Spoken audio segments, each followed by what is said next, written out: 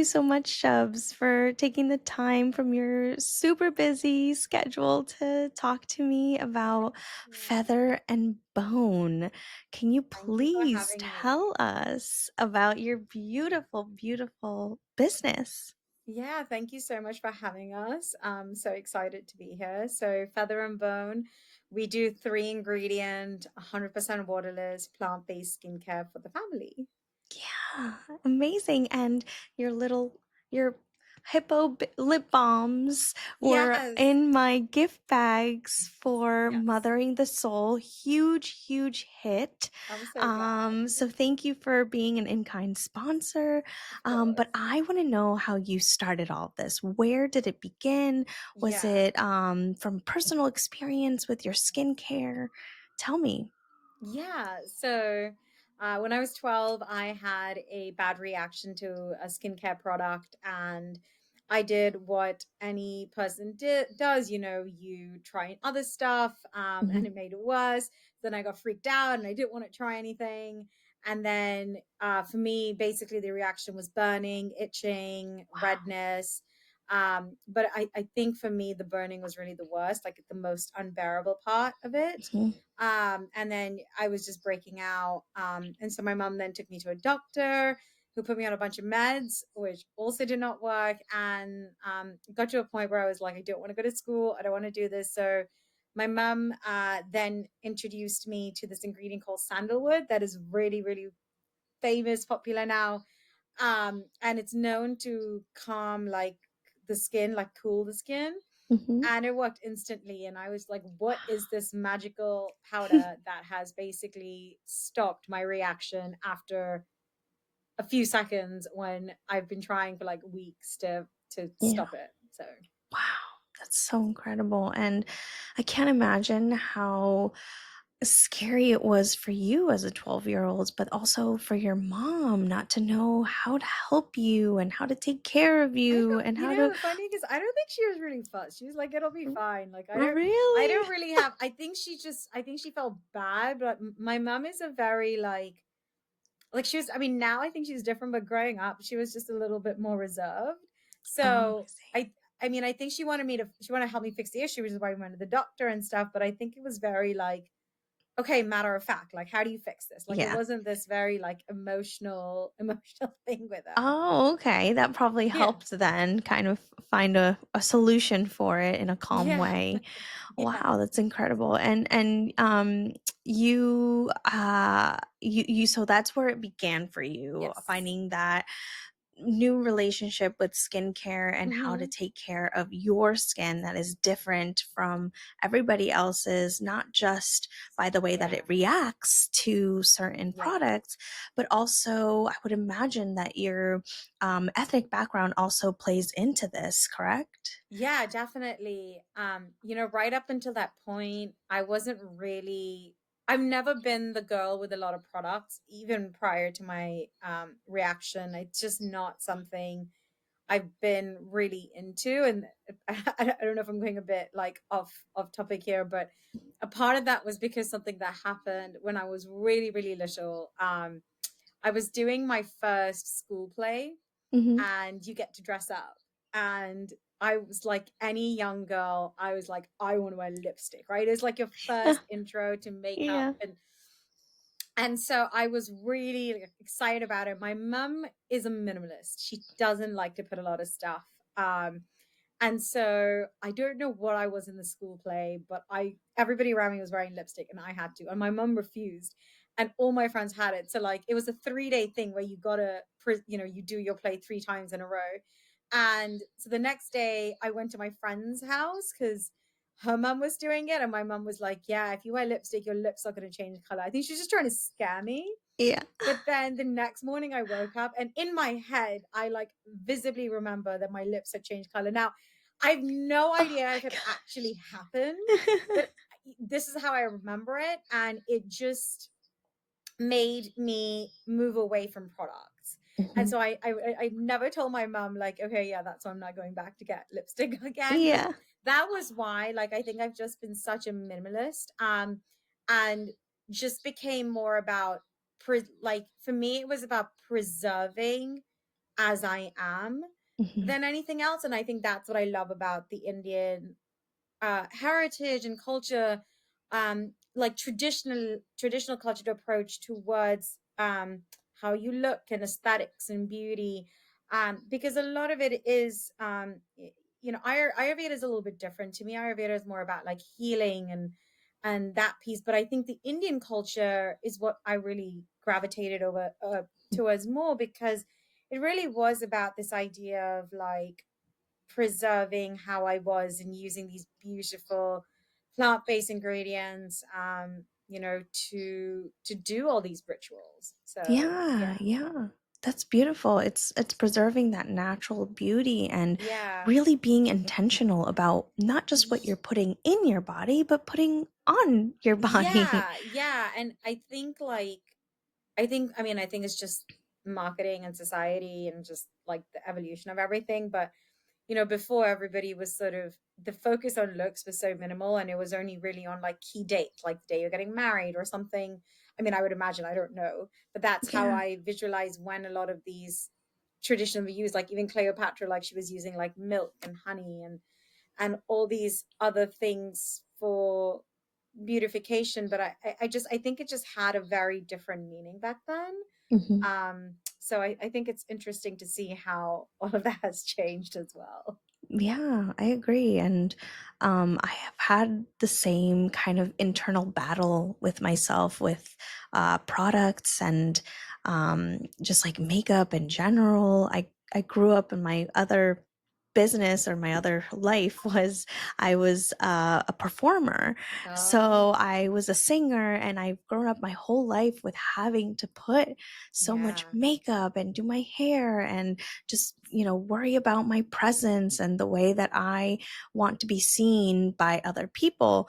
But since leaving that industry, I've been so focused on intentionally doing things for myself that make me feel free, that make me feel more alive, like I can breathe better, not just with my lungs, but my skin yeah, breathing better, and kind of working more on my soul because I knew that the internal work that I did was going to translate into my outward yeah, appearance.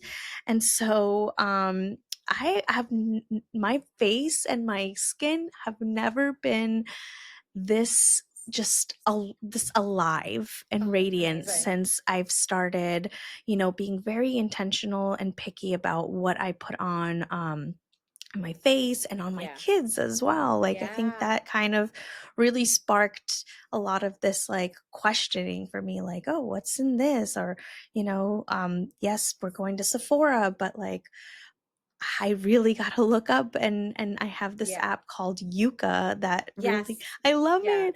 I yeah, a love lot of it. I people love use it. I Yuka, love yeah, it. Just being educated um but of like what is in everything that we eat and yeah, put in our body and also put on yeah, top like on our body. So yeah, it's just all about like being aware and kind of educating yourself yeah. honestly because we didn't learn any of this. And I think that's the part that's, I think, a little bit I find frustrating, and why, I want to build this business is we can't do it all, right? Mhm. And it's great to have apps like Yuka, but I think the part that is amiss sometimes with corporations and profit is that the profit overtakes the delivery of what the customer really needs.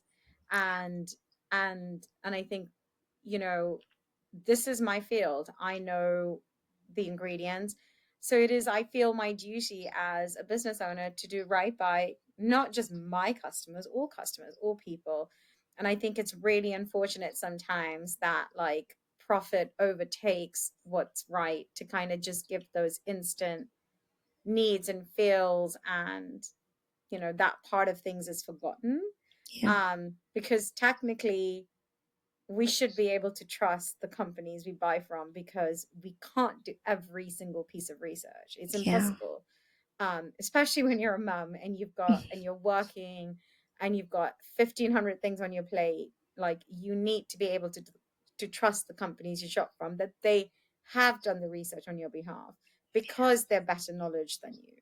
So Yeah, exactly. And because they have the resources and the yeah, science and all of these things that we are exactly. not educated on. Exactly. But it's I feel like we've started this new era of moms who are now being very conscious about what they give their kids, Yes. not just with foods, but also, the creams, the sunscreens, even like small things like kids' makeup, like you said. It's just like all these things that growing up for me weren't that big of a deal. But as I became a young adult, I started to see the repercussions of Yes. having used all of that makeup. I had acne growing up and I never Mm, understood why I had terrible, terrible acne. And yeah. it really was from all of the makeup products that I had to use. And then also just the lack of knowledge, that Yeah, my I mean, and your skin was body's going through different. yeah, your body's going through so many changes. I mean, I had acne as a child as well, and I some of it was triggers from eating certain things, and some of it Hmm. was just body hormonal things, and you grow Yeah. out of it. And what I do think, you know, is unfortunate, and it's just progressively gotten worse and harder for younger kids, is that this idea of having a specific look. And I know on Instagram there is a lot of definitely a lot of positive image movements, which is fantastic. But I just think overall we're still not there yet because Yeah. people are still feeling the pressure. So if people are still feeling the pressure, then we're not there yet, which means we Yeah. have a bit more work to do. And I think people do go to like judgment and judge a book by its cover and things like that. So I think I don't know if it'll be completely gone because it's impossible, Yeah. but I think it would be nice in a place where a young 12-year-old could have a reaction and not feel worried what someone at school might say, because at that age you are really vulnerable with your feelings, and it it can have such an impact on confidence for a long time, and it takes a lot to build back that confidence. Yeah. So it'd be nice if we can get to a place where the confidence is never destroyed to begin with. No, that's so true. That's so true because it's hard. It's hard for you to say, this is happening to my skin. Why isn't it happening to my Yeah, friends who are also using the same product? So now yeah, it's become a part of like, it's me. I'm the problem. My yeah, skin's the problem. My ethnicity and my background is the problem. So it's just like there's not enough education. There's not enough talk about this for younger kids, younger women, and there definitely needs to be some change in that yeah, aspect because it does yeah, start when you're younger. Like the younger you learn about these things, about how to take care of your skin and your confidence and your self-esteem, the easier it gets when you become an adult and yeah, you learn the hard truths about all of these things, all these yeah, products and things that are being sold, and promising things that are really not, it's just not true. yeah. It doesn't apply to everybody. So, oh, I want to talk about how this all started for you, when you started to have babies. Well, I'd been running Feather and Bone at that point for about 5 years. Hmm. And we had been just in the general natural skincare space. And being who I am, I know what's in different products. I made my own stretch mark cream, and it kind of started from there. And I was like, there's no way I'm putting all this stuff for my kid and all these things. Then it started with the diaper balm. That was the diaper balm and the baby bath wash powder is what we started with. And then my son got really bad eczema and he was put on steroids, which I was really, really against. And Hmm. it just became so bad. And that's how the soothing balm came about. So it really just started from a place of need, Hmm. where I was not thrilled what was available. And I also just didn't see, I mean, it's not even, I think it was more just not able to find combinations of ingredients or formulations that just was simple and minimalist and it was more just trying to keep him safe and, just give what his skin needs versus have these really complex things like, you know, and so that was what I really just couldn't find. I think it wasn't necessarily setting out to make products for him, but more just where is the minimalism? Why are we putting, I think the same questions I asked when I had my skin reaction, which was why am I now putting this? And why is there this? And why is there this? I think it went back to the same way for his skin, which was, well, why are we putting these ingredients? What's the purpose? Can there be a better, more effective solution? Yeah. And that's kind of how it came about. And it was kind of wild because my mom was like, I can't believe you're testing on your child. But it was, but we didn't, for any mom that's like hearing this, that's expecting, it wasn't the way like a full hamster. We Yeah. really only had to revise one formula, which is the bath wash. We had to sort of change up some of the ingredients, but I did a lot of testing pre putting it on him, so Hmm. it Yeah. wasn't as intense as it sounds. But yeah, I mean that's how it started. Wow. And it's a lot of um just thinking about how can it be sustainable, because the sustainability aspect, Yeah, it's like, okay, yes, there's these things that can put a band-aid on it, or it can make it go yeah, away for a little bit, but then it has all of these other side effects, dry yeah, skin or itchy skin or flaky skin. It's yeah, like, what can we use on our kids or on ourselves that is going to be sustainable, that we can use consistently, and it's not just putting a band-aid on this issue, but yeah. it's nourishing the skin. Yeah, I think when I formulate, I always think about rituals and kind of going back to the basics of what the skin needs. A lot of people come to me with hair loss issues or other skin issues, and yes, the products are designed to help the symptoms, but the root cause of it is not something necessarily a topical product, Hmm. the way that it is, a cosmetic product could actually Yeah. like 100% fix, right? So, for example, if you're having um, a hair loss because of your changes in hormones, or that's why you're getting acne, or the topicals, our products can help deal with the symptoms, but it won't kill the cause, right? Like Right. you have to figure that out. And I think that's the part that I think gets missed a lot with skincare and cosmetic, because we're focused on the aesthetic piece. So kind of like what you're saying, like the products help with as a band-aid in terms of fixing the symptoms, but it's Hmm. not necessarily gonna fix the cause, Yeah. because the skin is an organ, right? Like if Right. you're not eating well, for example, Hmm. like you know getting something like short and quick might be a band-aid, but ultimately like you need to fix your eating for then your heart, for your lungs, for everything to just function properly. Exactly. It's just one tool that you can use to help regulate, or keep healthy, but at the end of the day, you really do have to get down to the root and see what Yeah, is causing this outburst and yeah. skin reaction or whatever it Yeah. is.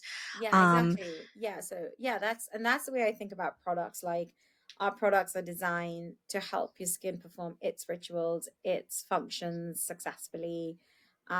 We want you to feel good. Like we want the ingredients to help your skin perform and so that you perform. Like I think that's just how we approach it.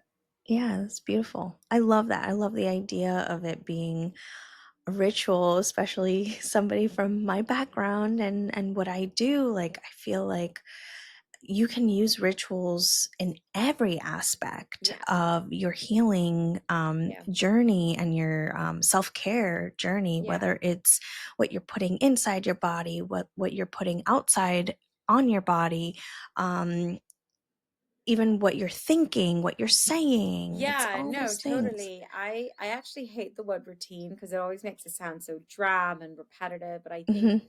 a ritual is like this really sacred thing that you do for Hmm. yourself. It's something special, and um it can be very grounding. Yeah. I think especially as mums, you have a lot on your plate. you're thinking about a million different things. And I think having a ritual that kind of just brings you back to you, whether, and we like to do it kind of hitting as much of the five senses as we can with feel, smell, touch. Obviously, you don't taste because that would be a bit weird. Um, but it's just a very, I think that one moment in the day that you can sort of have to yourself, to just kind of be you, Wow. unapologetically. I think it kind of helps you just push forward for the rest of the day then. Yeah, that's so beautiful. And you're so right. Like a ritual, you're doing it with intention. And I feel like Yeah, routines are, it's an obligation. It's things you have to get done. And how yeah, many routines do you have in the day? And now having yeah, to add another routine yeah, that doesn't have to do with your kids or your husband or everybody else who needs right, you. So right. a ritual, what you do for yourself, it should be categorized as a ritual, an intention, Yeah, something that you do for yeah, exactly. yourself. Exactly. Can you share what it felt like to be a new mom trying to protect your baby's sensitive skin in a world of so many confusing ingredients and Yeah. just like what were you looking for? Yeah, like I think as I mentioned earlier, I sort of knew that the stuff in there was not the best Mm, of ingredients that I wanted to put on his skin. So when I sat down to formulate, and we started with the diaper balm, that was the first product I started with. mhm, I always start with reading about what does the skin really need? Like, what is the purpose of this? And what I learned, like some of the things that I learned about baby skin, which was really interesting, was they just need lots of moisturizing, right? mhm, And especially with the diaper, we cloth diapered, so we did change diaper quite a bit, but it really was just keeping that area of the body moisturized as possible so that you can prevent rashes and prevent, these like things. infections, yeah. Yeah, exactly. Mhm, Prevent them from happening. And so I was just really looking for a combination of ingredients that would do that, but be really gentle and also actually like safe enough to eat for the mm. baby one specifically, because I knew that as he gets older, I wouldn't be surprised if they went and like dug their fingers and Oh things, my and gosh, yes, my just son. kids get into everywhere. So, I mean, I was thinking about this like a full year before he was even there. But just so that's why we have olive oil and mango butter, and obviously you're not necessarily spreading mango butter on toast and using jojoba, but they were really safe enough that if for whatever reason a child accidentally ate it, Yeah. there wouldn't be this massive like panic. Yeah.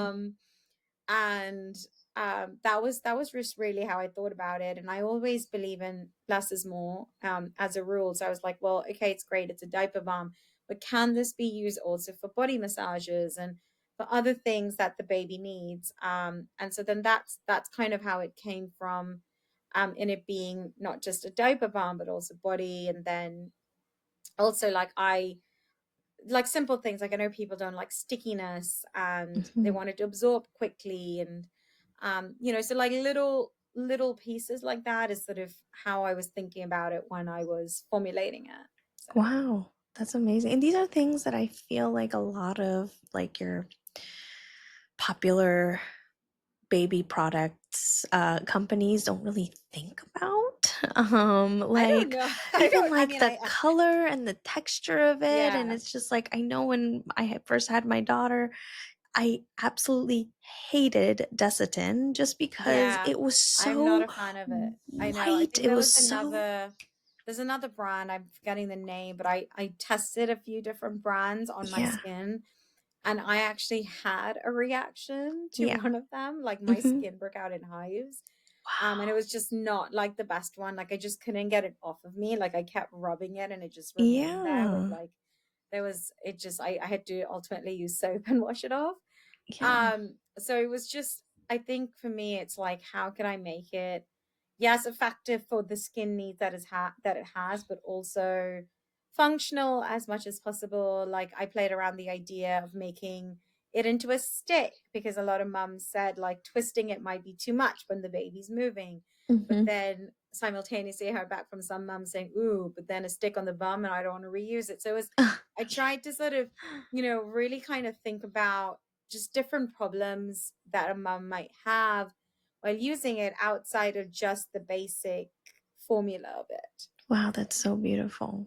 Because you're really taking into consideration, what do moms need Yeah, to make their life easier? And then what do the babies need to right. alleviate, the rash or Yeah, whatever it is that their skin is going through? yeah. That's amazing. Yeah, I mean That's that was kind of how the body oil came about, was because my obviously once your kids get a certain age, you can't get them to do anything. Mhm. But they still need to moisturize, right? Yeah. And um I mean most people, but kids more, I think, hate that sticky feeling that Mhm. you get from putting creams and moisturizers and lotions. And so that's how the body oil came about, was because they were just sick of the sticky feeling. And so I was Yeah. like, okay, and butters are very heavy for the most part. So I Mhm. knew it had to be an oil. And so that's how I got this like 3 ingredient blend of like, yeah, it's like effective and stuff, but they also can just enjoy using it because it's so easy. It doesn't stick to them, like, it doesn't give them that sticky Right, right, feeling. right. And now I Wow. don't have to like chase them, like you have all these videos of like mums, like especially with SPF, like the kids are like Oh my running gosh. away, Yes. like they hate SPF on their face. I mean, I'm Mhm. working on SPF, but like getting us your kids to wear SPF is such a nightmare. Yeah. Um, so that was a similar version I was experiencing with just getting them to use any product.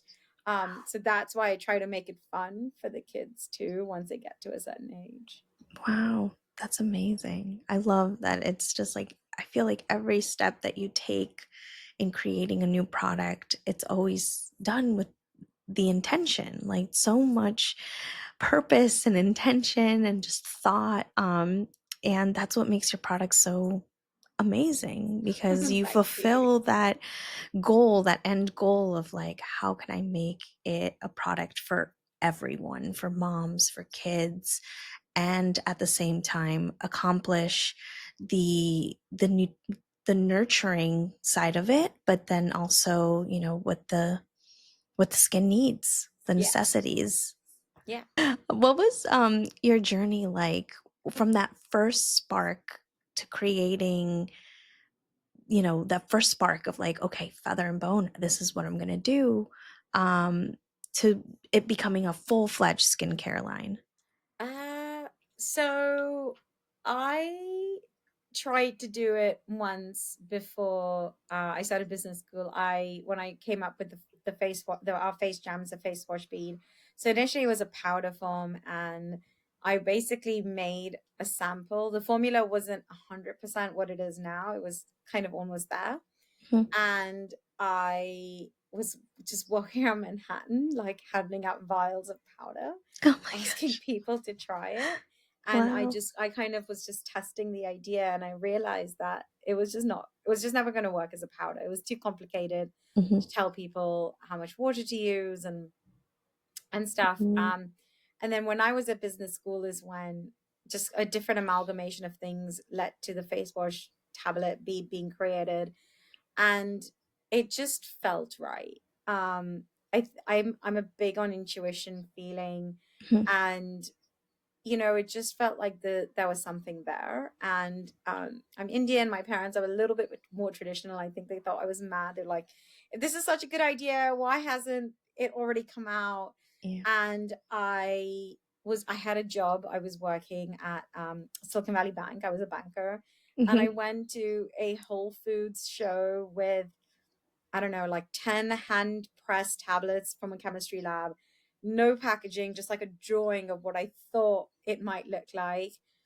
And she tried it and loved it and was like, yeah, let's put it in 30 stores. And I had nothing figured out at that point, like nothing. Wow. This is like 12 years ago. That's And amazing. I was like, oh, okay. And it was just like a mad journey after that. But it was just that. And we're going to be 10 years old next month, and I think there have been pockets of moments where, actually many pockets of moments where I've been completely lost, where I've thought, I this is just not like this is not what I signed up for, or like I don't know what I'm doing. Should I just shut it down? And I think that there are really like two things that sort of keep me going and keep that spark, as you're saying, alive. And Hmm. one is when you hear the stories from our customers, like it's just incredible. Like hearing from a mom, oh, you made my life easier. Like I can sleep a little bit more. Or, we've had cancer patients tell us how they feel normal after using our hair oil. Or we've had another person, she said she had brain surgery and the only thing she took with her to the hospital was our face jams. And it's just, I think these moments that speak to everything bigger than why you set out to do it, kind of keep that alive. But really the other big spark for me is knowing that I want to show that you can have a for-profit company that's doing right by people, that's creating good products, because there just has been so much rubbish out there. Yeah. And I think if I stop doing it, then it's almost as if the other side is not winning, but it's kind of like It's a we've disservice. given, right? Like Hmm. we've just given, and it's unfair to people who use their hard-earned money.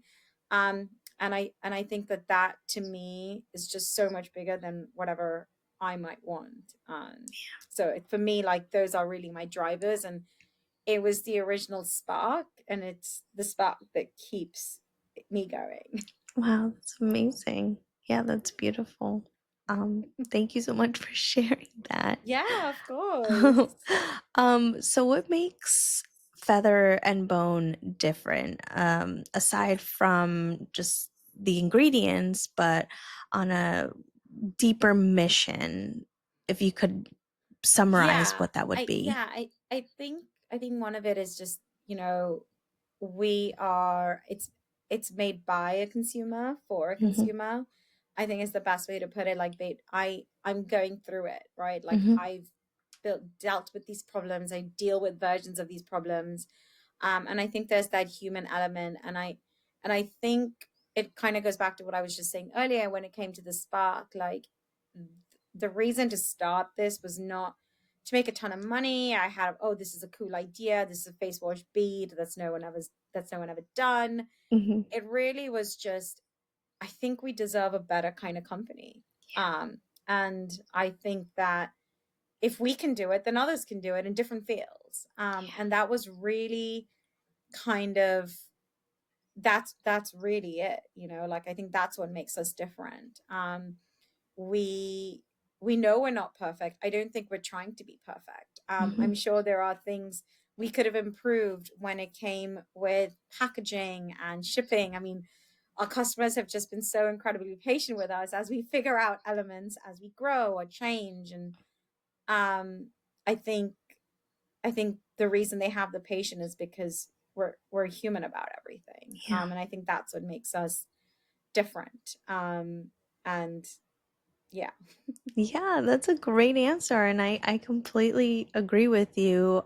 Just getting to know you is getting to know your your empire and the products that you have created. And there's no better way to have a testimonial than the actual person who created this, and how many women out there, how many moms out there have had these little seeds of ideas and said, Yeah. wow, like there has to be a better way to do this, or there has to be Yeah. something better for No, this, for me, for totally. my kids. Yeah. And I think that when you have products that start from someone who's genuinely gone through it, I don't think there's like I mean, maybe I'm wrong, but I think most of us deal with similar versions of problems, right? Like I don't think my problem was particularly unique. Yeah. I think that it does it, I think when someone who comes at it with a problem, then I think they come at it with a lot of heart too, Mhm. which makes such a difference. I think the part to me with mums, what makes it really special is because I think once you do become a mum, and not to say that you don't experience this if you haven't become a mum, but I Mhm. think what happens when you become a mom is you start to see yourself, like you see your kids before you see you, right? You see Yeah. something else before you see you.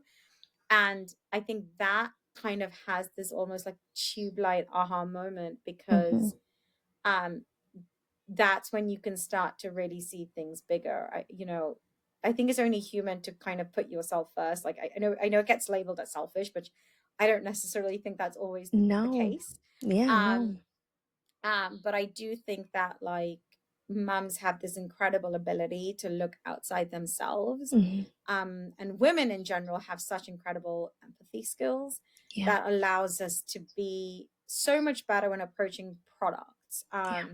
And just even just building a company, right? Like it comes at it with a heart. It's not just about and I know in capitalism it's like you want to make money, and it's not even just not making money, it's just yes making money, but you can make money the right way. It doesn't have Yes. to be the Hmm. set way. These are rules that were made up, these are rules that can be changed. Yes. There's nowhere that says like you have to do it this way. Like these are all made up things. Yeah. So I think that's what's amazing about the superpowers of mums. Like we really have that ability to look outside of us, which is so amazing.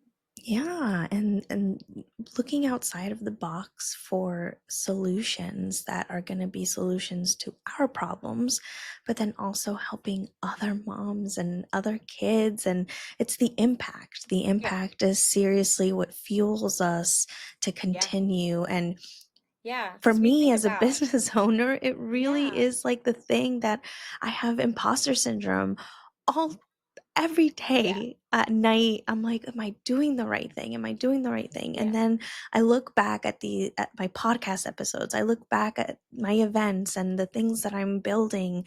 And it's like, yes, it is worth it. It's worth yeah, it for me and my kids and for my yeah. self-love Because and self-help. we sort of think about what kind of a world do we want to raise our kids in? What world do we Mhm. want to leave them for? What world do we want to leave them? And I think that's Um, I don't know how many, I think when you're a mom, it just becomes second nature. I'm Yeah. sure there are others that think about it too, but I think moms especially, it just becomes secondhand because that's how we are, right? Like our kids can drive us nuts all day, but we'll still end up missing them when they go to school, Right. like, oh, when am I seeing you? Right. So Yeah. I just think I really do think motherhood has this incredible superpower of making you Yeah. so much more vulnerable and appreciative of those around you. Yeah. I totally agree. At least my kids, they brought me back to life when I didn't even know that I wasn't living before Yeah, them, and they brought me back to life in such um shocking ways of discovering myself through them, through yeah, their eyes. Seeing the world through them has been just yeah, so colorful and beautiful. And my business stems from, my experience with them.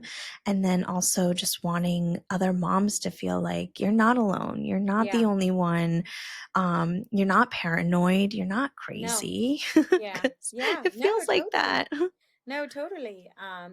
It's funny. I was having this conversation with my husband this morning. We were having a disagreement, and I was like, when women complain about something where we have a label, but Mhm. when you do, which is basically you're doing what you should be doing because every other man around you does less, you get celebrated for it. Yeah. That's Yeah. really unfair. Like we get Exactly. labeled because we might say we're overwhelmed, that we get labeled as dramatic or whatever it is. But if a man does it, he's doing more than he should be doing. Yeah. And I just think that that's really sad and pathetic. Yeah, it's crazy. And but it's nice to find women who are kind of targeting against that, like working against that and being like, no, like this is not how it is. Yeah, There is no rule book, like you said. This is not yeah, how it's supposed to be, and this is not how I'm gonna allow my kids to believe that the world is run this way. yeah, So I'm there. The only way I can teach them is by showing them yeah, myself, yeah. and No, totally. That's how I kind of felt as a stay-at-home mom. I felt like that's what I needed to do because that's what moms and Yeah, women do. They give up their yeah, dreams and their aspirations yeah, and endeavors to take care of the kids, but yeah. that I very quickly learned that that's I not. do think mums have a special touch with kids that I mean I've seen it. And there are these really funny Instagram videos where they show like how a mom does something versus a dad does something. Yeah. The same task, and I find it quite funny because it's really relatable. Yeah. So I do think mums have a really gentle, amazing touch with kids, Yeah.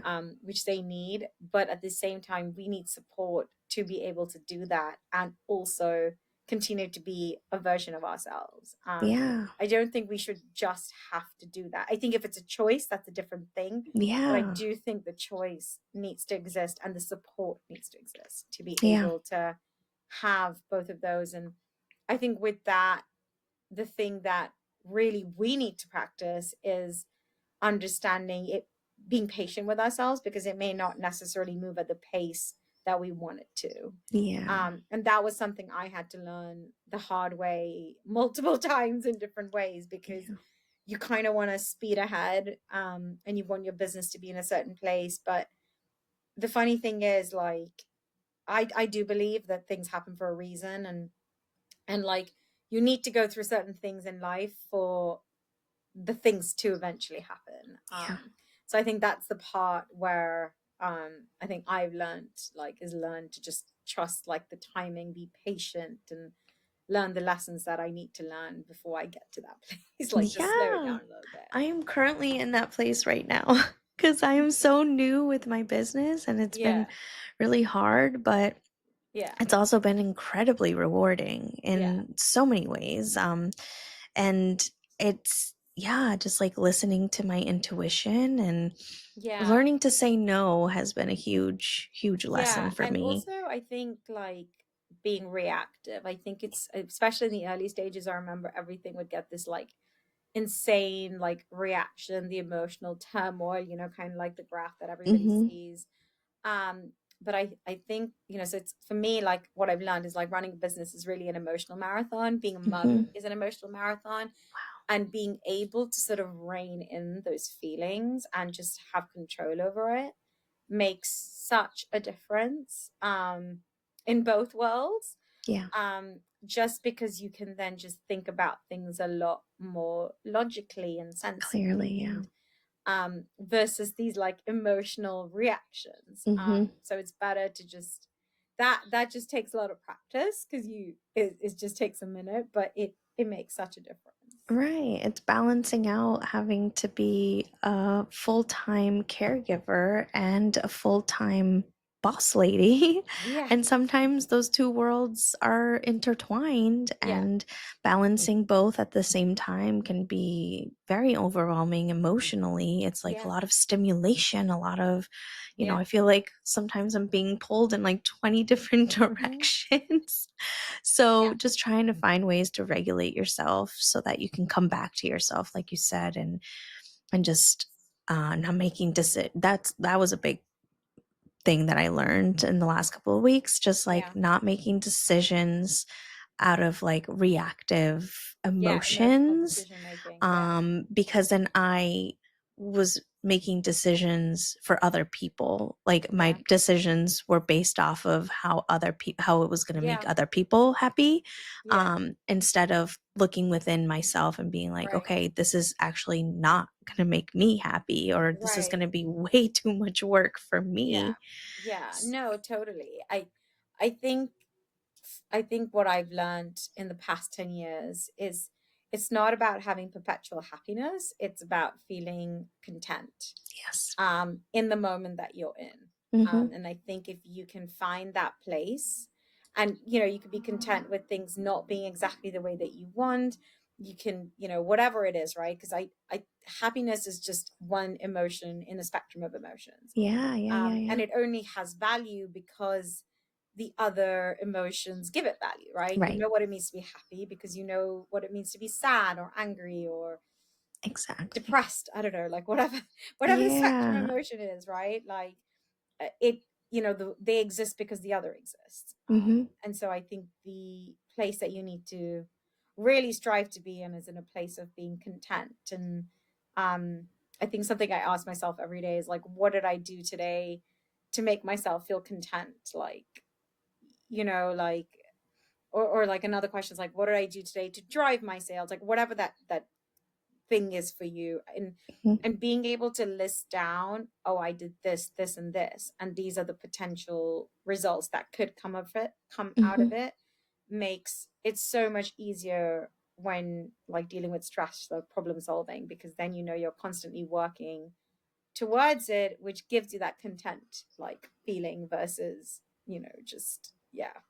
Yeah, yeah, that content is like, for me, it's like peace. It's Yeah, just, exactly. peace. It doesn't mean I'm like ecstatic and like Yeah, super, super happy and that I yeah, like, wow, I made like this huge, huge breakthrough in my business. Or yeah, it's more like, I did what I did yeah, and something will come of it. yeah, Don't know what, but I yeah, feel like yeah, like I'm at peace with what I did that day. And yeah, I love the word content because yeah, it's good. It's like, it's a positive, yeah, thing, but it's not like, yeah, happy. There's such a yeah, spectrum, so many exactly. hidden Yeah, colors, I hidden mean, hues.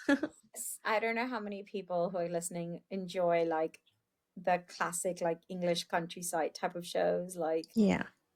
Pride and Prejudice, or I forget what's the other big one that people liked. But they used to do these like long country walks and stuff where they show it, and it was like I have no idea what they're feeling.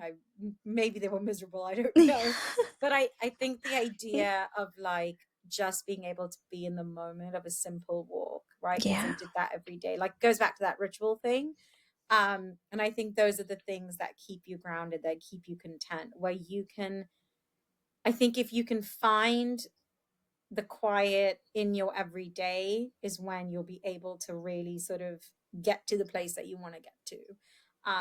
So that you can keep moving forward and keep doing that. Otherwise, you're always rushing and you're always running, Yeah, and you're in the middle of that you feel chaos. stretched and pulled. And especially with Mhm. like motherhood, I can so relate to that. But just, like I remember being an entrepreneur, you get no maternity leave at all, Mhm. right? Like if you Wow. don't work, you don't make money, so to speak. Yeah. And I really struggled with this with my first son, and it was one of my advisors like, you just got to take a time out, like you just got to do it, just enjoy the time because you will not get this back. Yeah. And it's so true. So I think that's what rituals and being content does, is also allows you to just be present in the moment, which is so important. Yeah. Yeah, yeah, yeah. That stillness is so needed because that's where you have Yeah, the most definitely. clarity about everything, about your personal Exactly. life, about your relationships, about your business. Yeah, It's exactly. so important. Yeah, So important. exactly. Can we do a quick little rapid fire Yeah, questions? sure, sure. Let's do Okay. it. What's your favorite grounding scent? Oh, I don't have anything to be honest. I'm not big into scents really. I have scents that I remind me of home, or like my dad, or stuff like that. But nothing. No, no, no scents. Oh, okay. Yeah, What's one product you absolutely can't live without? I don't think I have any. I don't really have attachments to physical things, really. For what about one of your products Oh, that one of you? my products. Yeah, yeah, Oh yeah. One of wow. your Oh, products, oh, I love our face jams, our face wash the tablets. face I jams. cannot. I mean, they go with me everywhere, literally Yeah. everywhere. Okay. There you go. Yeah. What's a mantra or a quote you keep coming back to in this season of your life? There's so many. I think it's just a lot of versions of what we've been talking about, like, don't react, act, trust the timing of your life. Mhm. Um, yeah, just stuff like that. Like, just really sort of be kind to yourself, be patient. But yeah, a lot of different versions of that. Yeah, yeah, no, I Yeah, love that. Yeah, we talked a lot about rituals. We talked a yeah, lot about the yeah. And stillness, the I think quietness. something I definitely remind myself a lot is we all tend to be so egotistical in ways we don't realize, like, and Mhm. a little bit of imposter syndrome melted in with that. Yeah. But I remind myself, like, it's not about you. Like, Mhm. I think That's that, true. a lot, we tend to make Yes. everything about ourselves, and Right. that is a reminder, especially when I'm running a business and someone's not responding or something. It's like, look, it's not about you. Yeah. That has been a huge, I think, I mean, it's something to be aware of it, but when it clicks in your head, Mhm. it just, oh my God, it makes such a difference. Yeah, I think it makes you see the world in a different way and other Yeah. people in a different way with, like, more Yeah. compassion, No, definitely. right? Definitely. Oh my gosh, thank you so much, Shubs, for Yeah. Thank you for having coming. me. It was so Thank lovely to meet you. you. I will put all of your info, how we can reach you, how we can Yeah. follow you on Feather and Bone and get your products. That would be And amazing. thank you so much again for being an in-kind sponsor for my event. I'm going to have Yeah. more events, and I hope that you would give us some more of your beautiful products. Yeah. And we will definitely stay in touch. Yeah.